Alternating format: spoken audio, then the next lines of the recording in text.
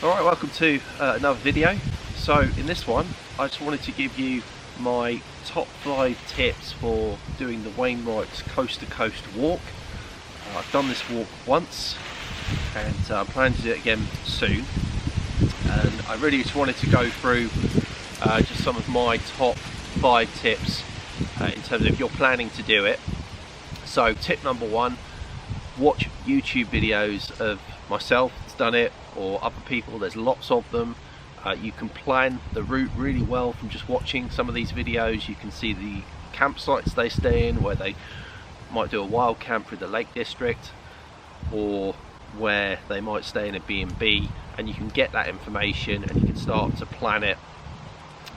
So that's my top tip.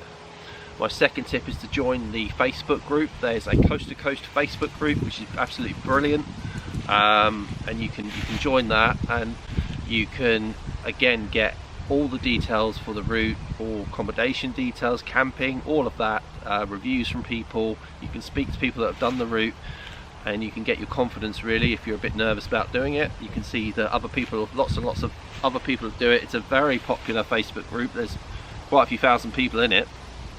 So I'd highly recommend to get online, watch some videos and prepare as best as you can. Join that Facebook group. Tip number 3 would be to plan it over longer stretches and do shorter days through the Lake District, because the Lake District is by far the toughest section. If you're going from west to east, so if you're starting in St Bees and you're going to Robin Hood's Bay, you're going to be going through the Lake District as soon as you start. So because it's obviously very mountainous, there's obviously low routes and high routes which you can choose, but I'd recommend taking some short time through the Lake District, doing some sort of shorter days, and you know, that will put you in long stead for sort of later on in the trail where it starts to get hard. You don't want to sort of start the trail doing really long distances. Day 1, the first day is about 40 miles to Ennerdale Bridge, so I'd recommend to stop there for the night if you can. There's a really good campsite, well, it's not, there's a pub there called the Fox and Hounds, fantastic food, and you can actually camp. Give them a shout before you're heading there. You can camp in their backyard there, their little garden. Tip number 3, if you can, stay in the YHA, stay in some of the youth hostels. It's very, very cheap. I did that on a recent failed coast to coast in the summer, so they're really, really comfortable. I stayed at YHA Ennerdale, stayed at Borrowdale YHA in Grasmere. Facilities were excellent. I didn't pay any more than like 15 quid for a bunk in a shared room. You can get a meal there. The Borrowdale one was absolutely brilliant. So I'd highly recommend to use YHA through the Lake District. You're supporting a very, very good organisation, and you know, it's very, very inexpensive. You can get a shower, you can dry clothes, they've got drying rooms, all of that, and you can also meet like-minded backpackers. You'll probably meet other people doing the coast to coast there as well. I liked it from the point of view of sort of socialising with people. You know, from that standpoint, really, really good. Ennerdale Youth Hostel was the smallest, fantastic little off-the-grid youth hostel. There's no Wi-Fi there, just to let you know, but if you really want to get off-grid, go there. Tip number 4, take the low path and visit Blacksail Hut. Lovely little youth hostel. I think it's the most remote youth hostel in the UK, if not England, and I went in there, and it's a lovely little place to stop, and you can make yourself a little cup of tea, a cup of coffee there before you climb up Loft Beck and go down to Honister Pass.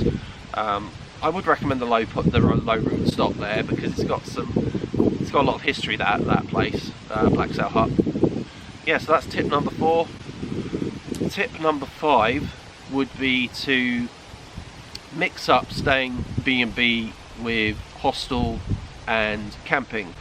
I would plan the route to basically probably take a tent, and then you can just stay in a youth hostel, get a bed through the night, perhaps through the Lake District, and then get a few B&Bs later on.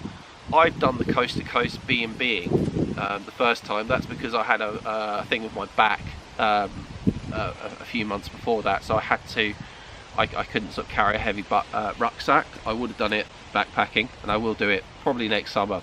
Those are my sort of top tips, really, top 5 tips. There's probably a lot of other advice and things, but as I say, start by watching those YouTube videos.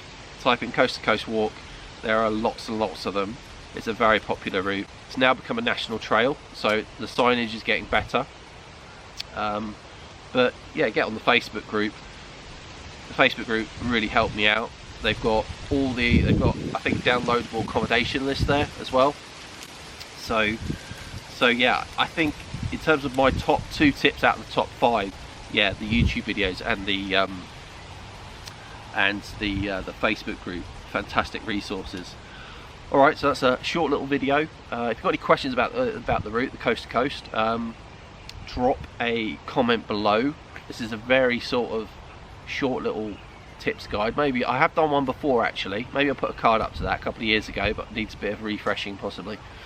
But I've literally just been out here videoing a review on trekking poles and stuff like that. So the weather's quite good. Very autumnal here, as you can tell. We're in sort of getting towards mid-November. So I took this opportunity just to shoot this little one on coast to coast tips. Hope you've enjoyed. Like, share, subscribe. Appreciate that. And yeah, I'll see you soon.